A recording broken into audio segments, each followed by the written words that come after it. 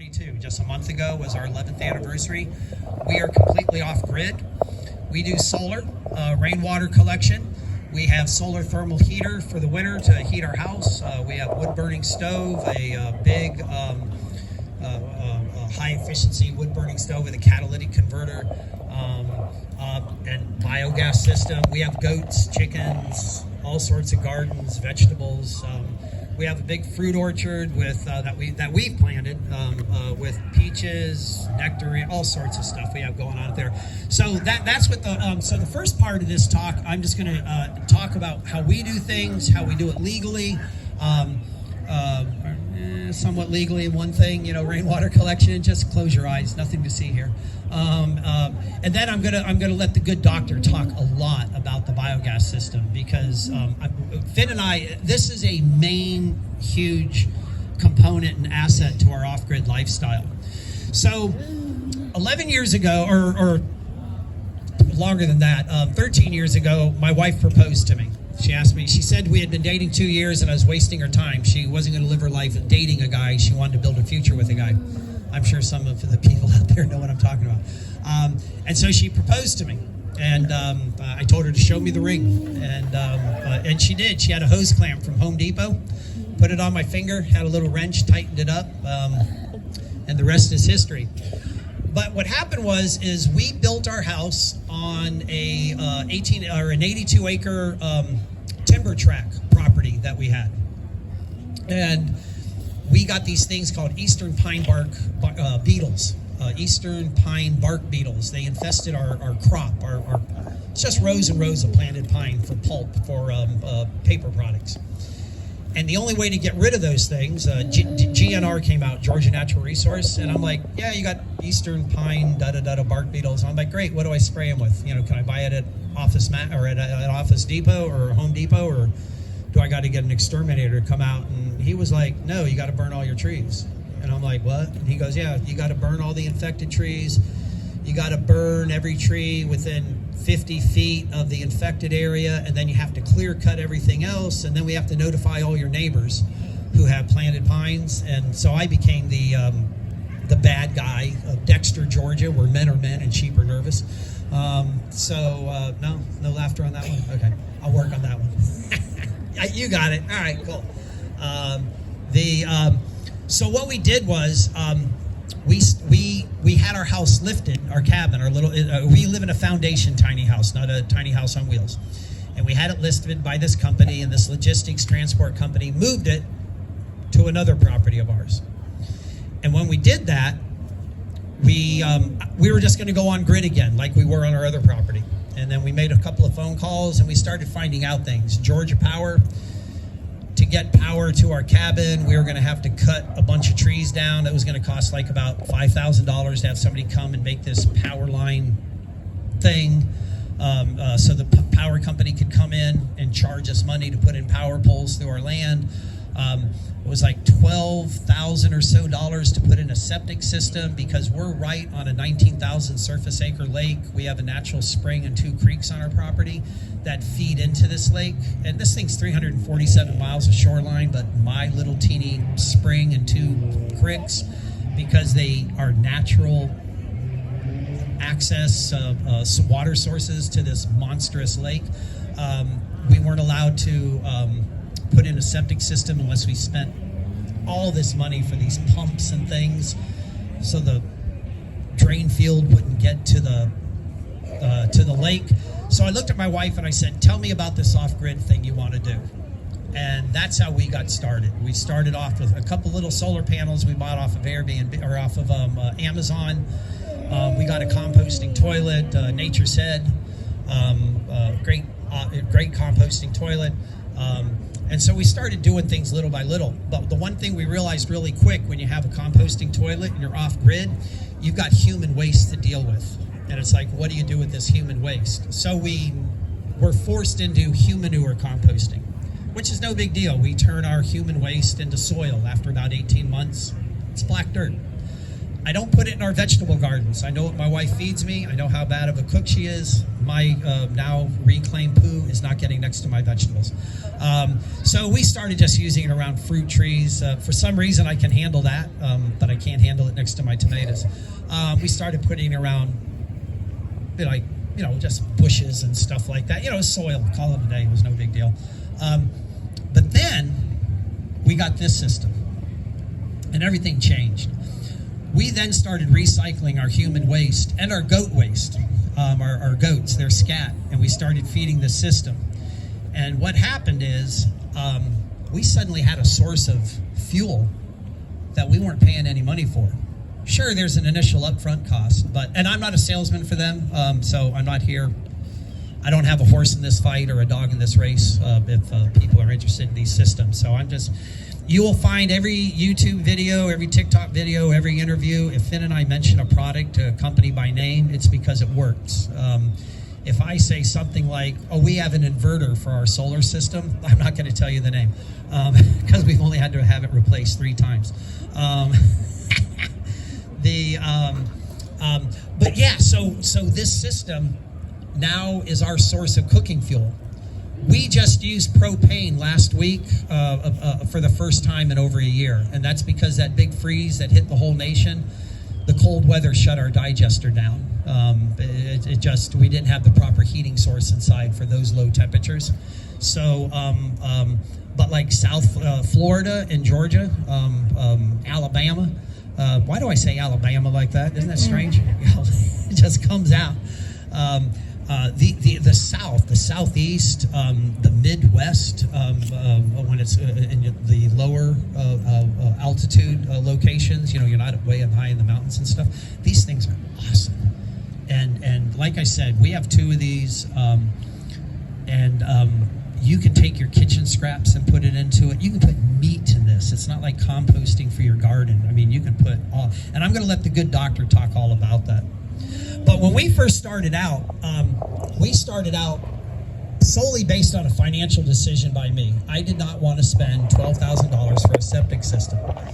You would think, I'm a retired immunologist. I had a medical research lab in South Florida. I retired very early, golden parachuted out. But my wife and I are so tight with our money, we just don't like spending it. So the concept of spending $12,000 on a septic system just didn't float with us very well. And so we literally made our decision to go off grid based on finances to save money. And you don't hear that a lot when people say that they're going off grid. They have a lot of other reasons why they started, and they're all really great reasons. But ours was to save money. It was a financial decision.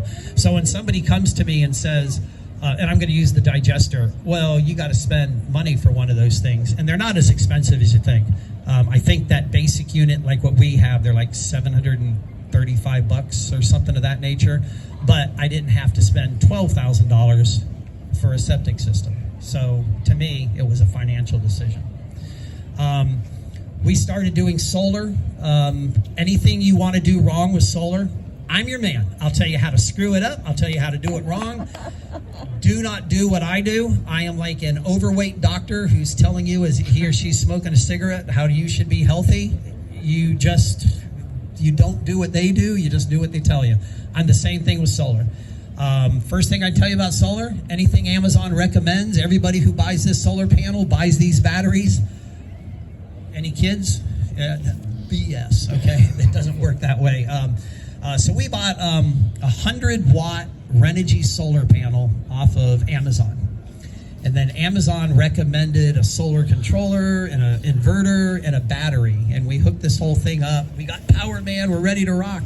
Nothing worked. I then learned we had 12-volt panels, and I bought a 6-volt battery. So I had to buy a second 6-volt battery and combine it to the other battery to make a 12-volt cell. Now, all of a sudden, everything was working, and everything went off in about 20 minutes because you cannot power an entire house and a 22 cubic foot fridge and everything else that we had going on. We had no idea what we were doing, seriously. And we went months with no power because I just kept screwing it up. I finally did a bunch of research, figured it all out. Now we have our current system. We have 800 watt panels. We've got 8 giant deep cycle and AGM batteries. We have a big solar controller. We have a huge inverter.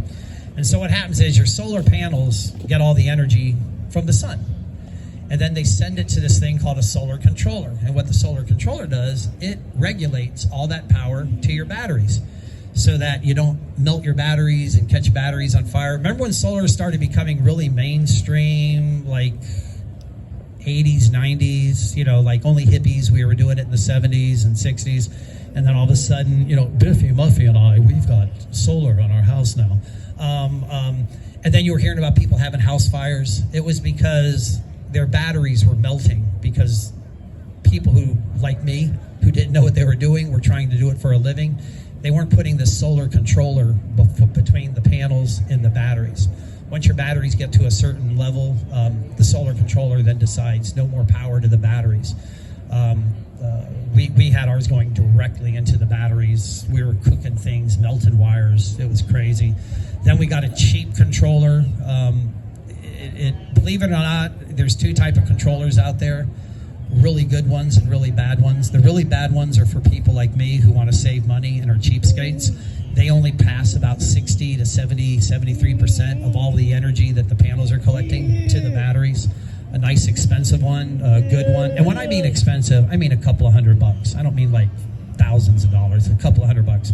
It'll pass over 90% of the solar energy to your batteries. That means your batteries are going to charge quicker. You're going to have more energy. Then from the batteries, you go to an inverter. An inverter takes the battery DC charge and converts it to a household AC current, and then you can start running all your appliances on it. Our solar experience took us months to figure out. Again, we're over 11 years ago, and I had that gene in me of, I know what I'm doing. I don't have to look it up. We got into rainwater collection. We have 2 rainwater collection systems. We have a 4 55-gallon barrels. Good math? Anybody? No? So 220 gallons of water collection. Then we have a 500-gallon tank out near the gardens. So we collect rainwater.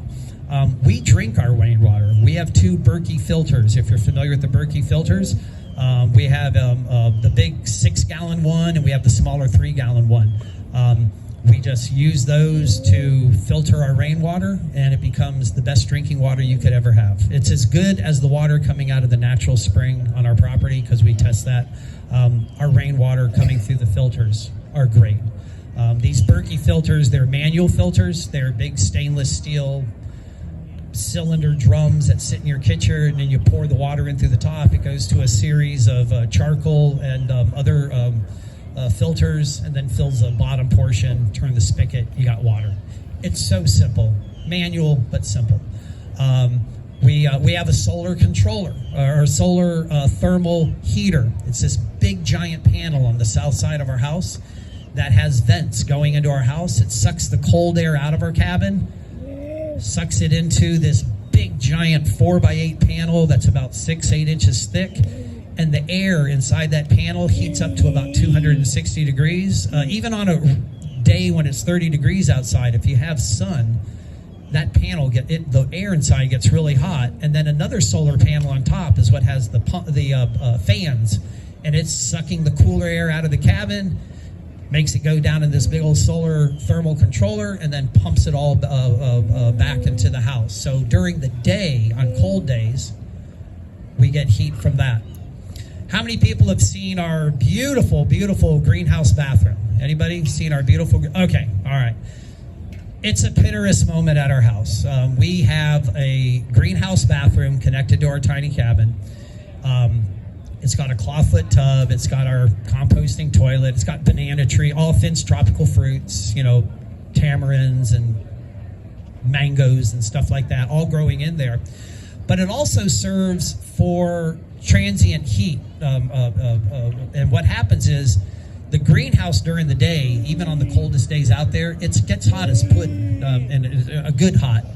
And the cooler air in the cabin draws that heat from the back of the house to the front of the house. You can actually stand at the doorway going into our greenhouse bathroom, and you can feel the air coming against you, because the cooler, the warmer air is passing and filling into the rest of the house. So it also serves as heating us during the winter. We also have a wood-burning stove. What we got was a Vermont Works.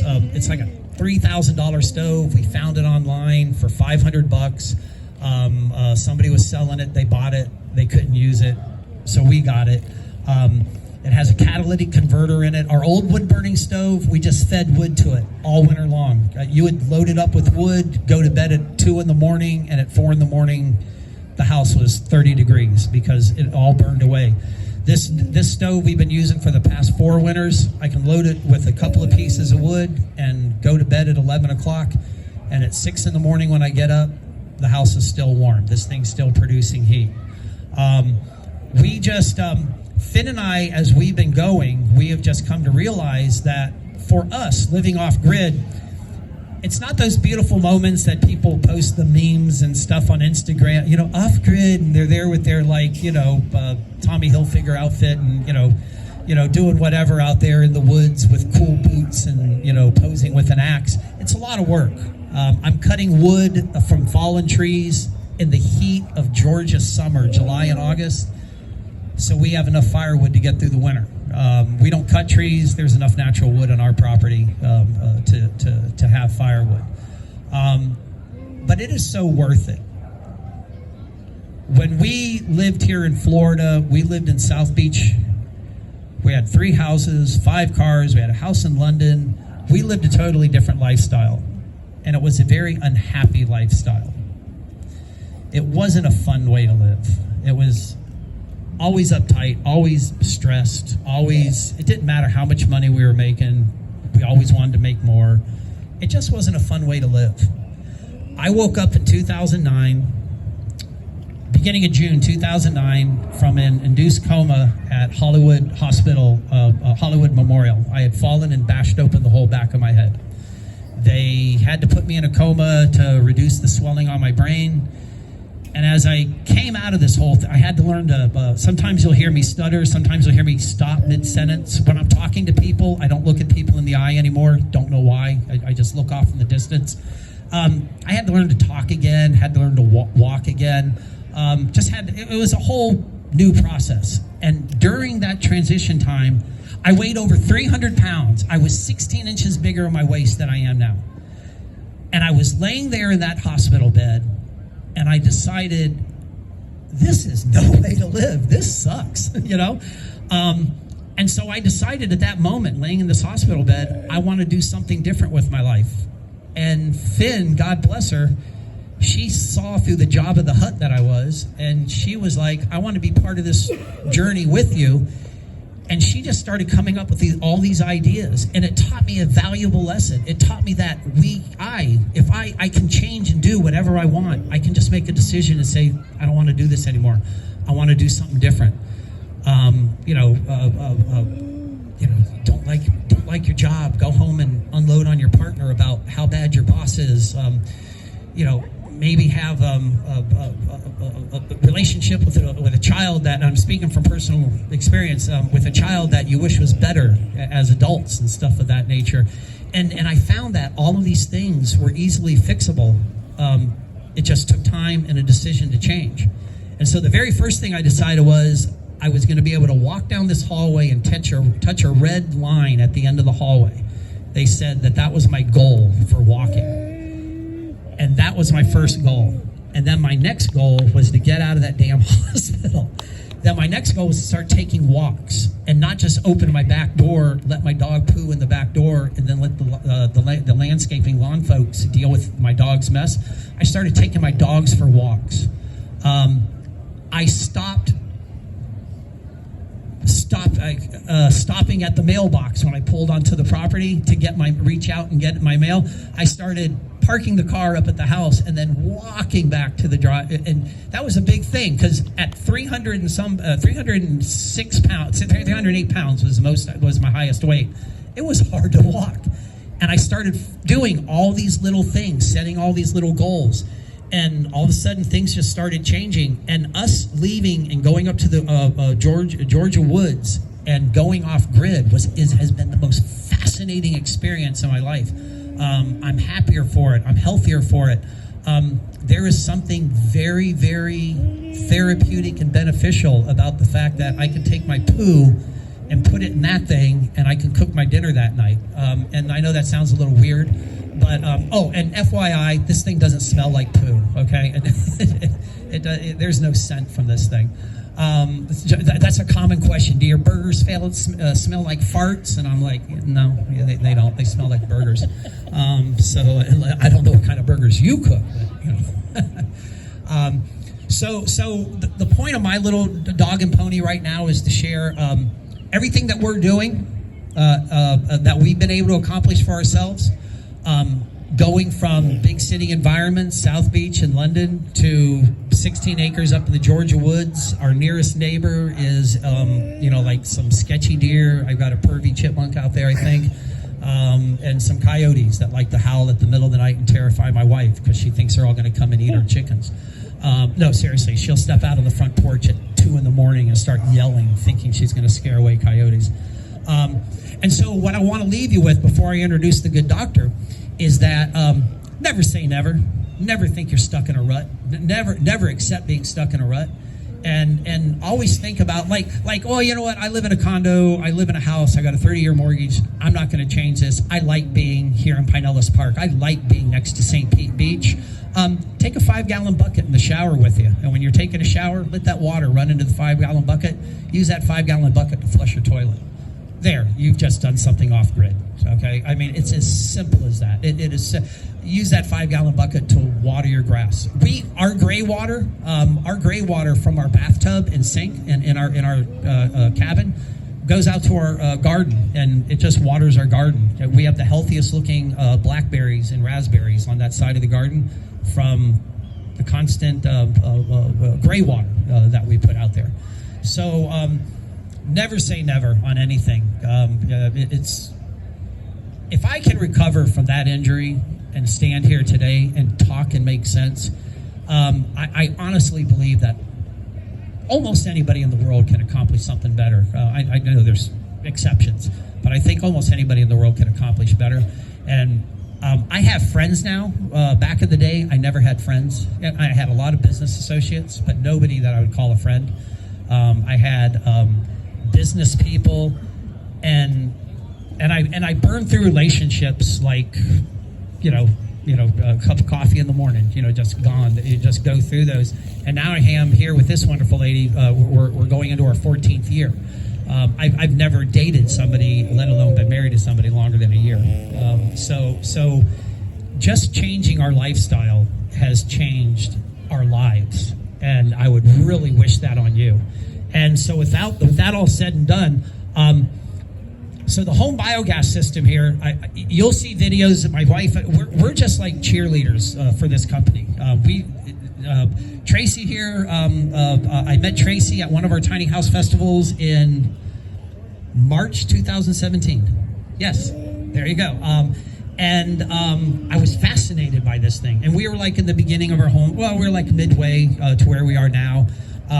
And I was just fascinated. And from that moment on, we just kept looking at this, kept researching it, kept looking at it. And everything that I kept assuming about it kept being proved untrue. And it doesn't off gas. It's not a nuclear explosion waiting to happen if you light a whatever you smoke next to it. It's just this thing that we create gas with. And the science behind it is fascinating. So without that all said, I'm going to introduce a man here. I just met the good doctor through the internet this week through HomeBioGas. Dr. Terry, Dr. TH. You're with University of South Florida, National Geographic. That caught me right there because we're off grid, but man, I'm glad Sling TV has National Geographic channel. And Pat, how you doing? Pat Dunham, everybody. She's going to be a speaker here this weekend too. You're minimalizing, downsizing expert right there. But I'm going to let the good doctor introduce himself. I'm going to let him talk, and he's going to talk and share about this amazing system. And it's not a sales pitch. It is a benefit pitch. A life benefit pitch. So without further ado, Dr. T.H.